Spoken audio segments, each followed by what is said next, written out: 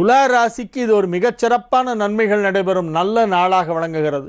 தொழில் மேன்மையுறும், தொழிலை விரிவுபடுத்துவீர்கள், தொழில் வளர்ச்சி மிகச் சிறப்பாக இருக்கும். சுய தொழில் செய்கின்றவர்கள் புதிதாக சில தொழில்களை துவங்குவதற்கு திட்டமிடுவார்கள்.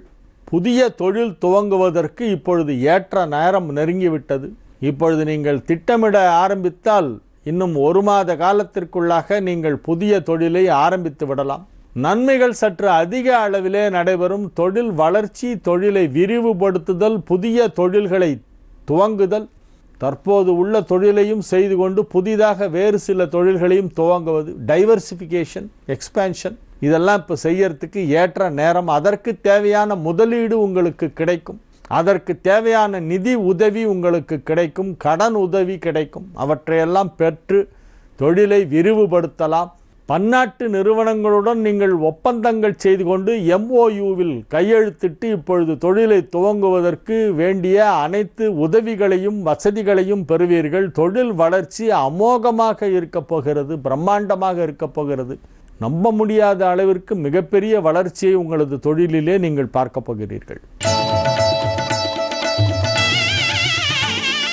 விருச்சிக ராசிக்கு இது ஒரு மிகச் சிறப்பான நன்மைகள் நடைபெறும் நல்ல நாள். 2ஆம் இடத்திலே சந்திரன் குரு பார்வையிலே இருக்கிறது. குருவும் செவ்வாயும் ஒன்றாக இணைந்து குருமங்கள யோகத்தை ஏற்படுத்தி கொண்டிருக்கிறது. உங்கள் ராசி அதிபதியும் 5 குடையவனும் ஒன்றாக 9ஆம் இடத்திலே இணைந்திருப்பது ஒரு பெரிய யோகம். ராசி குடையவன், 5 குடையவன், 9 குடையவன், இந்த 3 கிரகங்களுக்கும் பெயர் திரிகோணாதிபதிகள்.